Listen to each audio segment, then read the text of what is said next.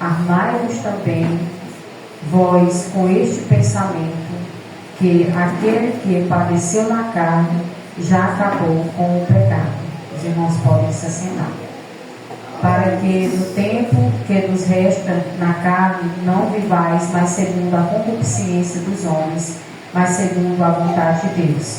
Porque bastante que no tempo passado da vida fizéssemos a vontade dos gentios, andando em dissoluções, concupiscências, orgias, glutonarias, bebedices, abomináveis e idolatrias.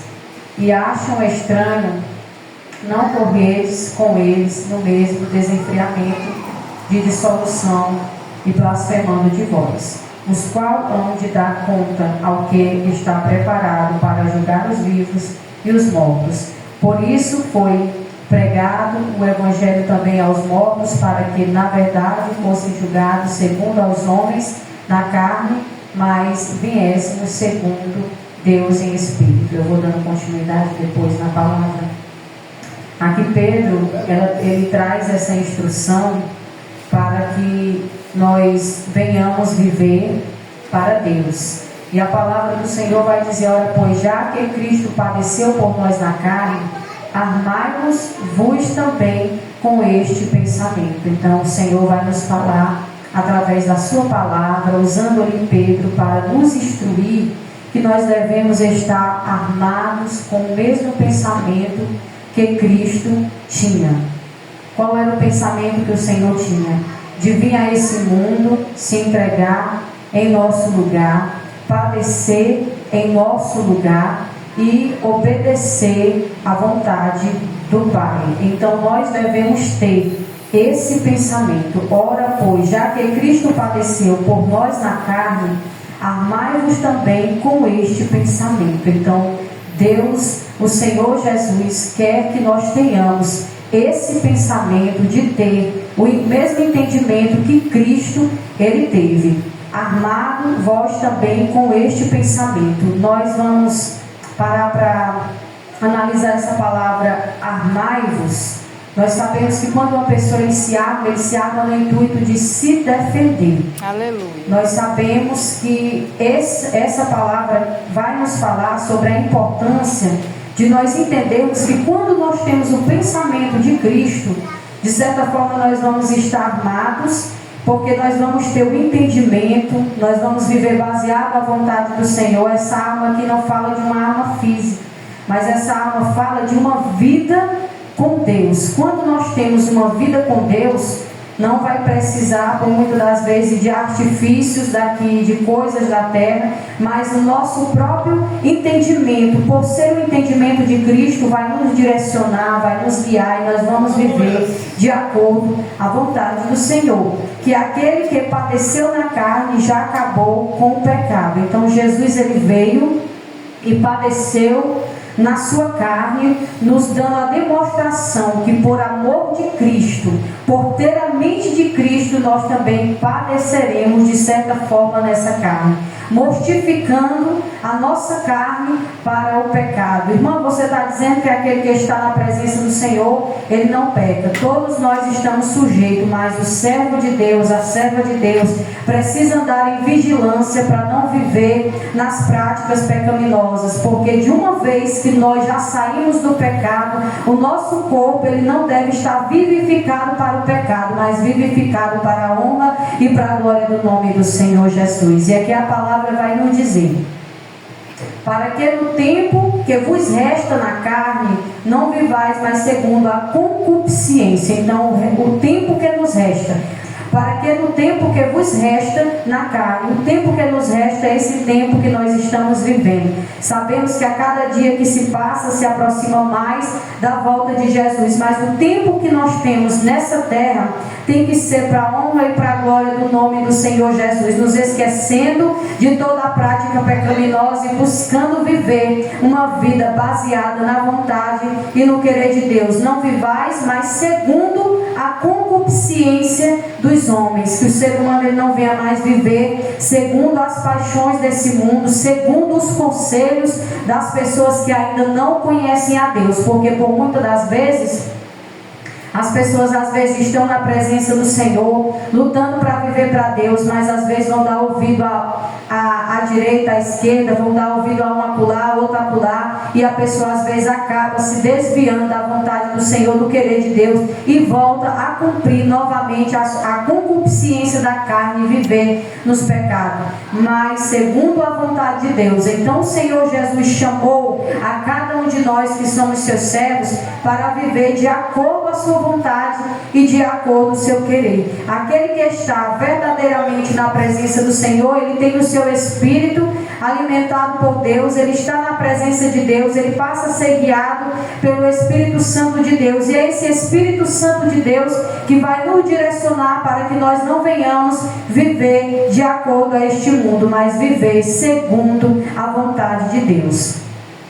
Porque é bastante que no tempo passado fizesse a vontade dos gentios. Assim era a forma que nós vivíamos, porque antes nem nós tínhamos o entendimento. Então, quem são? Porque é bastante que no tempo passado da vida fizéssemos a vontade dos gentios. Quem são os gentios? Só éramos nós próprios, quando nós vivíamos no mundo baseado pela nossa vontade, baseado pelo nosso querer, baseado pelo nosso próprio entendimento, mas andando em dissoluções e concupiscências, glutonarias, bebedice, abomináveis e idolatria. Então são essas práticas que o ser humano vivia antigamente. Muitos nasceram no lar evangélico, que não conheceram essas coisas, mas muitos chegaram a conhecer todas essas coisas. Então viviam baseado pelo seu próprio entendimento, pela sua própria vontade, na bebedice, na idolatria. Mas aquele que está na presença do Senhor, verdadeiramente ele já não vive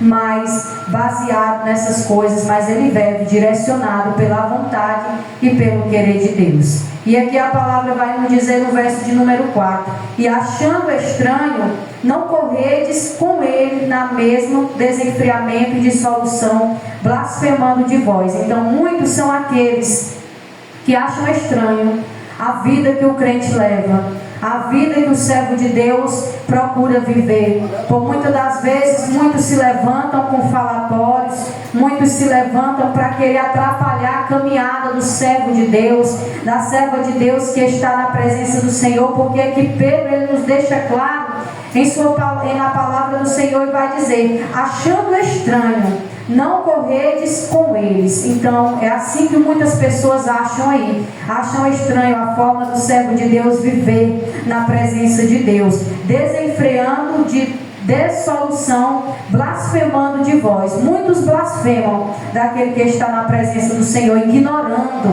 a forma que a pessoa vive para Deus, ignorando a forma que a pessoa renuncia. Quantas das vezes alguém pode olhar para você, pode olhar para mim, pode olhar para nós e pode ignorar a nossa forma de viver. Quantas das vezes alguém pode olhar para você que é jovem e pode dizer: você está acabando a sua juventude. Mas eu posso dizer para você que você está ganhando a eternidade na presença de Deus.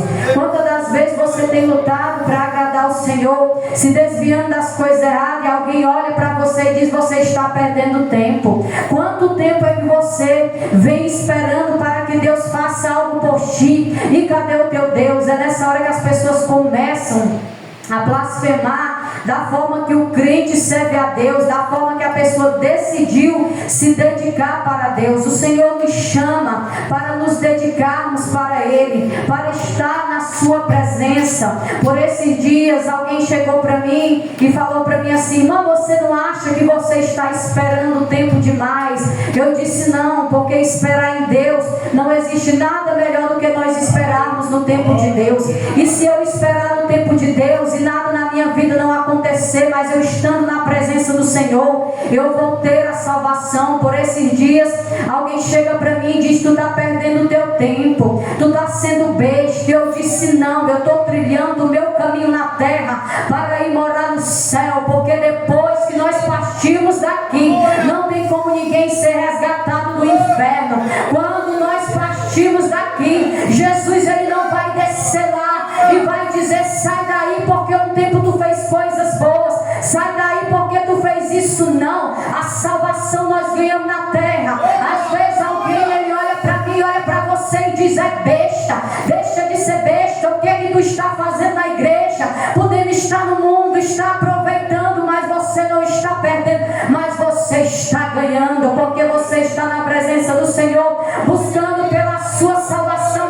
Tudo aqui nesse mundo, eu preciso te dizer, meu querido e amado irmão, que é passageiro, mas a eternidade ela é no céu. E para que nós venhamos ganhar a nossa salvação, é perseverando aqui na terra, é mortificando essa carne, para ir morar com Jesus lá no céu, para adorar, para bendizer, para glorificar o seu precioso nome. Quando alguém olhar para você e dizer você está perdendo tempo, somente repreenda em espírito, porque ali é o espírito imundo querendo te desviar da presença do Senhor, para que você venha perder a sua salvação. Aquele que espera no Senhor, ele não é envergonhado e ele não é confundido. Então espere em Deus, confie no Senhor, porque ele é fiel para fazer infinitamente mais. Porque muitos acham, meus amados irmãos, estranho a forma do servo de Deus servir a Deus. Mas todo aqueles que fez um compromisso verdadeiramente com o Senhor, ele sabe da importância de servir a Deus em espírito e em verdade. Obrigado. Muitos já ouviram a palavra do Senhor, muitos quiseram, como também muitos não quiseram. Então Pedro, ele fala sobre isso. Não é que o evangelho do Senhor Jesus Cristo vai ser pregado aos mortos. Não, o evangelho do Senhor não vai ser pregado aos mortos, e foi pregado àqueles enquanto estavam vivos. Depois que partiram para a eternidade, a própria palavra de Deus vai dizer que segue-se o juízo. Então aquele que está na presença do Senhor, ele deve procurar cada dia dar ouvido à palavra de Deus, procurar viver direcionado pelo querer e pela vontade do Senhor, porque por isso foi pregado o evangelho também aos mortos. Aqui vai falar das gerações que já ouviram a palavra de Deus. Muitos deram crédito e muitos também não deram crédito. Jesus, ele não vai pregar ali para os que já estão mortos. A palavra do Senhor, ela já foi pregada. Quem quis, quis. Quem não quis, vai prestar conta com o Senhor naquele grande dia. Para que na verdade fossem julgados segundo os homens na carne, mas viesse segundo Deus em espírito. Essa é a vontade do Senhor, que nós venhamos ser julgados por Ele, mas que todos nós venhamos estar na presença do Senhor, para que quando nós viemos passar ali pelo aquele julgamento, nós não venhamos ser envergonhados. E para que nós não venhamos ser envergonhados, é necessário que nós, servos do Senhor, permanecemos firmes em sua presença, procurando a cada dia nos abdicar da nossa vontade para viver a vontade de Deus. E aqui a palavra do Senhor vai nos dizer no verso de número 7, já está próximo o fim de todas as coisas. Então Pedro, ele pregava desde lá do tempo dele que já estava próximo. Então à medida que o tempo vai passando, a gente só vai ver que as coisas elas não vão melhorando, mas as coisas elas só vão piorando. Você quer saber o quanto as coisas estão difíceis? Tire um tempo para assistir o jornal, que aí a pessoa vai ver o quanto as coisas estão difíceis, coisas que a pessoa nunca pensava que a pessoa ia ver, as pessoas estão vendo. E a palavra vai nos dizer: mas sobretudo tende ardente caridade uns para com os outros, porque a caridade cobrirá a multidão dos pecados. Então aqui Pedro, ele nos ensina que nós temos que ter essa ardência dentro do nosso ser, da caridade, de praticar a caridade uns para com os outros. Porque quando nós praticamos a caridade, não somente de levar um alimento ou de fazer algo, mas eu acredito que essa caridade aqui, ela também se aplica quando nós nos colocamos de certa forma no lugar do outro e levamos a palavra de Deus, temos piedade e misericórdia daqueles que ainda não conhecem ao Senhor.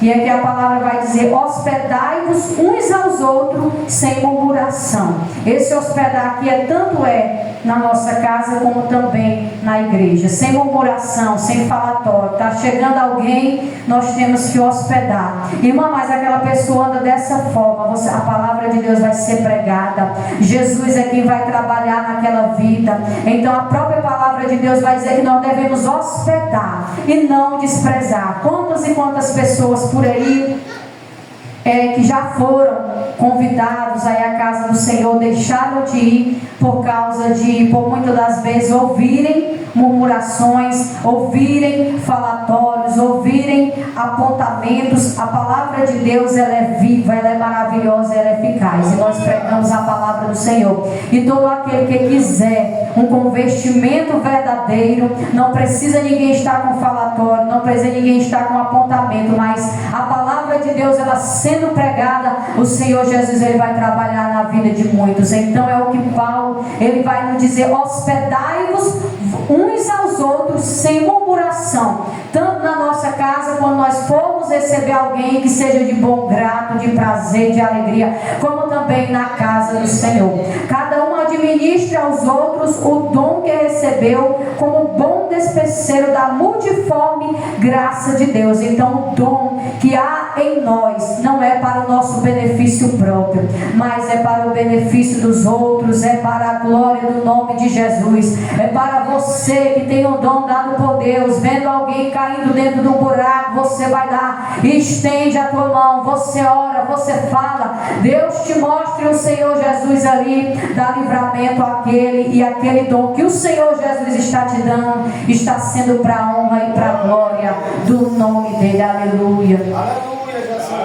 E aqui a palavra de Deus vai dizer: se alguém falar, fale segundo as palavras de Deus, e se alguém administrar, administre segundo o poder que Deus dá. Então o Senhor Jesus, ele nos dá a sua palavra para que nós venhamos falar da sua palavra. Se alguém administra, administre segundo o poder que Deus ele dá. Então a palavra vai dizer e vai nos deixar claro que nós temos que administrar segundo o poder que Deus ele nos dá. Então o Senhor Jesus, ele derrama poder sobre a vida daqueles que querem viver para ele. O Senhor Jesus derrama dons espirituais sobre a vida daqueles que querem viver para a honra, que querem viver para a glória do nome do Senhor Jesus, para que em tudo Deus seja glorificado. Então o nome do Senhor, ele precisa ser glorificado e enaltecido em nossas vidas, através da pregação da palavra, através do poder que ele derrama sobre as nossas vidas, para que tudo seja glorificado por Jesus Cristo, que pertence à glória. Então aqui a palavra do Senhor vai nos deixar claro: a glória pertence a Deus, a honra pertence ao Senhor, e é privilégio aqueles que estão na presença de Deus ser usados por Deus. É privilégio o Senhor Jesus derramar poder, autoridade sobre a sua vida. É privilégio estar na presença do Senhor. É privilégio o Senhor Jesus ter derramado um dom sobre a sua vida, e o Senhor Jesus já tem alcançado muitos através desse dom que ele derramou. E aquele que tem vontade de trabalhar para Jesus, busque em oração: Senhor, eu tenho vontade de trabalhar para ti, eu tenho vontade de ter esse poder de Deus na minha vida, eu tenho vontade que o teu nome seja glorificado através da minha vida. Porque nesses últimos dias, meus amados irmãos, o desejo ardente do coração de muitos, por muitas das vezes, é mostrarem as suas conquistas. Não é errado, mas que nós que estamos na presença do Senhor devemos priorizar a graça, o poder de Deus na nossa vida. Para quê? Para que o nome do Senhor venha ser glorificado aonde quer que você vá, que pessoas possam te reconhecer como servo de Deus. Antes de qualquer coisa, queira ser usado nas mãos do Senhor. Deixe o Senhor Jesus te usar para a honra e para a glória do nome dele. Aleluia, glória a Deus. E aqui no verso de número 12, a palavra do Senhor vai nos dizer: amados, não estranheis a ardente prova que vem sobre vós para vos tentar, como se vós estranho vos acontece. Então aqui a palavra vai nos deixar claro que nós não venhamos estranhar as provas que por muitas das vezes nós que servimos ao Senhor venhamos passar, mas sofrimento maior passou Jesus, e nós nessa terra também passamos por sofrimento, para que a nossa fé ela venha a ser provada, para que nós possamos crescer na presença do Senhor. E aqui a palavra de Deus vai nos dizer: mas alegrai-vos no fato de seres participante das aflições de Cristo. Então eu quero dizer para os irmãos, quero dizer para os jovens, quando alguém se levantar contra a tua vida, para que você venha sair da presença do Senhor, se alegre, porque é sinal que você está no caminho certo. Fácil nunca foi, mas aqui a palavra de Deus vai nos dizer que nós somos participante das aflições de Cristo. Nós sabemos que o preço maior ele já foi pago, que foi na cruz, mas para que nós venhamos alcançar a nossa salvação, nós temos que perseverar nessa terra. E como é que nós aprendemos a perseverar? É passando por luta, é passando por aflição, é passando por muitas das vezes por enfermidade.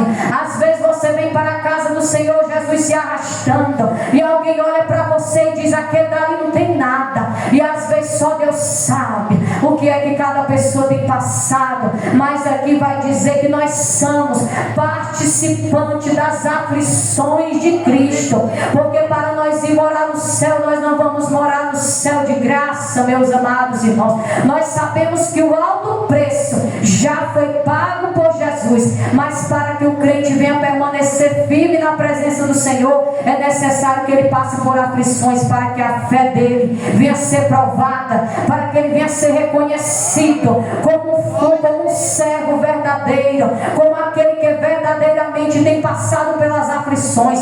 Porque se na vida do crente fosse só maravilha, nós não precisaríamos estar aqui. Porque se na vida do crente fosse só coisa boa, já estaríamos todos salvos. Mas são essas lutas que vai revelar. E nessa noite eu quero agradecer a Deus por essa oportunidade que Ele me deu, reconhecendo o que é a misericórdia dEle que tem nos